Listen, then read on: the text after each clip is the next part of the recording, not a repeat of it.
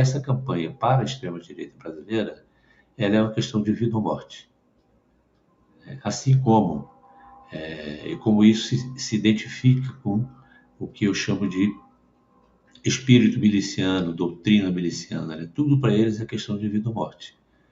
Porque depois da saída de Jair Bolsonaro do poder, eles ficarem mais uma legislatura fora desse poder que eles tanto aspiram, a presidência da República, que para mim seria a milícia chegando ao poder.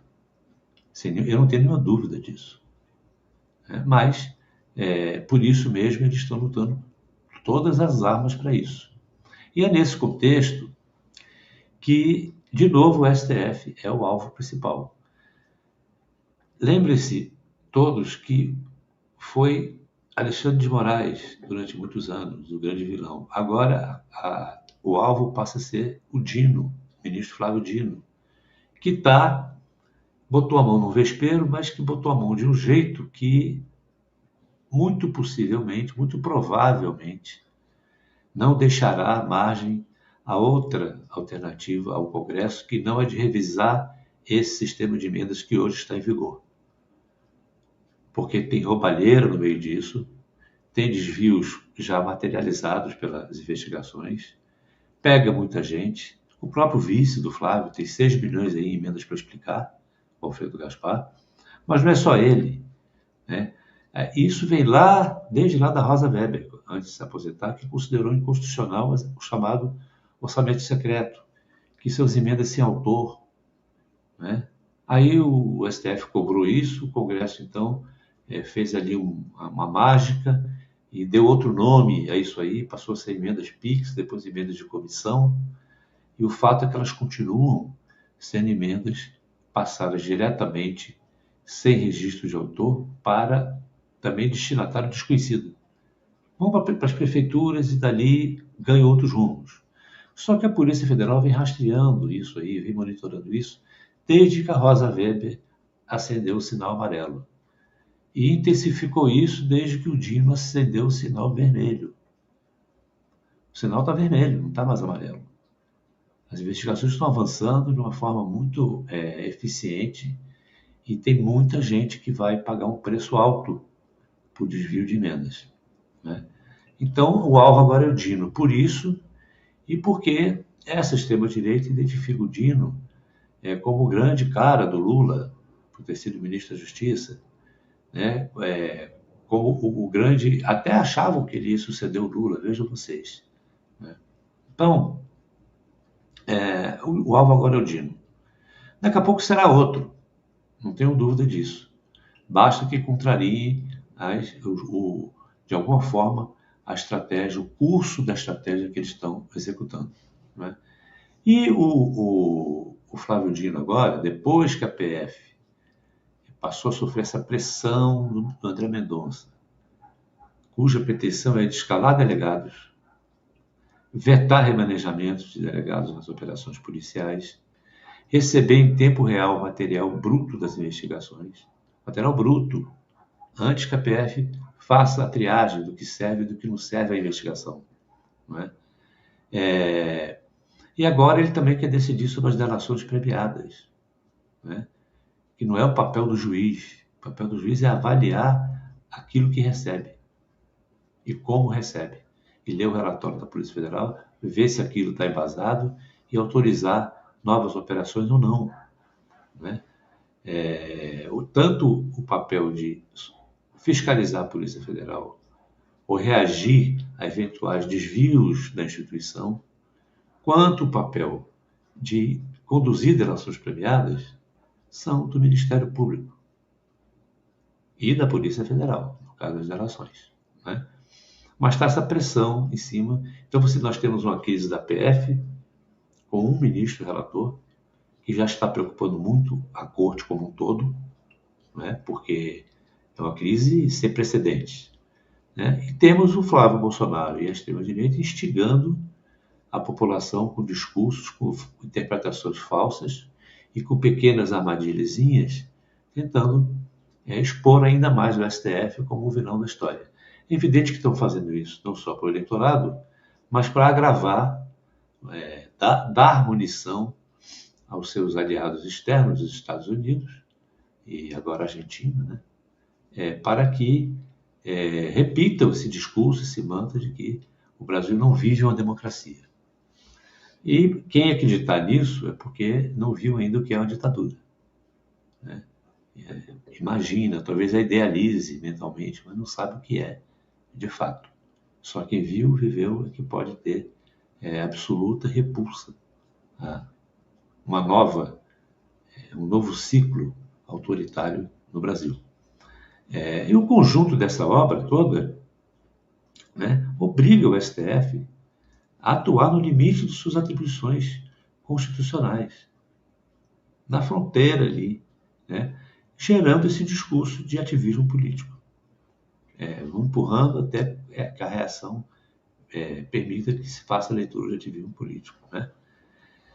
Sobre isso, né, vale lembrar aqui o ministro Aires Brito, né? Mas eu vou primeiro passar o vídeo do não, eu vou aqui no Aires Brito para depois dar a sequência, né? O Aires Brito, ex-presidente do STF em 2012, né, ele definiu essa atuação do STF na luta para barrar o golpe, a tentativa de golpe, né, que resultou ao final na prisão do ex-presidente Bolsonaro, né? Ele falou coisas muito interessantes sobre isso, né, sobre a forma e o conteúdo, do ponto de vista judicial, na democracia, fazendo analogia com a defesa da vida, né? Então, ele coloca que o conteúdo é vida, né? A legítima defesa, como ele chama essa atitude do STF, a legítima defesa da democracia, ela não se apega a burocracias ou formas rígidas, porque no momento em que o ataque acontece, o seu objetivo absoluto é a preservação da própria existência. A pessoa é atacada e ela reage da forma que ela pode. Quer dizer, a reação não pode esperar o rito, segundo Aires Brito, né? Então, se uma pessoa está prestes a sofrer uma grande agressão física, por exemplo, né, de forma injusta, ela não pede uma autorização formal, né, não preenche um formulário e não espera um rito processual. Ela reage simplesmente, reage imediatamente com as ferramentas que ela tem à sua disposição, né? O conteúdo que é salvar a vida, ele se impõe sobre qualquer formalismo. Essa imagem do Carlos Brito é transposta para a cena do golpe, né? Então, ao aplicar isso ao comportamento do STF, né, ele faz a analogia que ele considera que a democracia é a nossa vida coletiva. Sem ela, nenhum outro direito ou liberdade civil respira. Ela é a própria vida,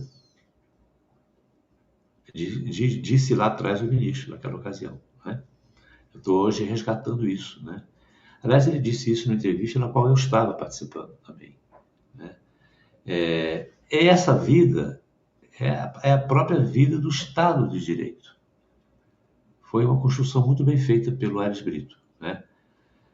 Quando as instituições democráticas são atacadas de forma iminente, né, a Suprema Corte, que é, por assim dizer, o ordenamento jurídico do país, né, não pode se paralisar por amarras meramente formais, dizia ele, né? Ou esperar o golpe se consumar. Era preciso a autodefesa institucional, a necessidade de agir rápido, e o que valida medidas drásticas como prisões e inquéritos de ofício, dizia ele, trata-se do instinto de sobrevivência da própria República, reagindo em tempo real para não morrer. Então, o Aires Brito, quando ele tira o peso técnico da lei e explica pela ótica do instinto de sobrevivência, ele consegue trazer essa questão para a linguagem comum, popular, do espectador de qualquer lugar, não é? Que passa a entender por aí que a reação do judiciário não era um mero capricho ou uma questão de poder pessoal, de vaidade, né? Mas a atitude de legítima defesa e de autopreservação da civilidade, dizia o Ares Brito. Eu resgatei isso aqui, por quê? Porque o STF continua sob ataque. A democracia continua sob ataque. Todos esses joguinhos, essas coisas, essas parcerias com os Estados Unidos, agora com a Argentina, enfim, essas tentativas de colocar na parede os ministros do STF com situações criadas para criar um falso dilema ou uma falsa atitude anticonstitucional por parte dos ministros, tudo isso representa um ataque contra a democracia permanente. Equivale a dizer, a tentativa de golpe não acabou. Ela nunca acabou. Ela está em curso ainda.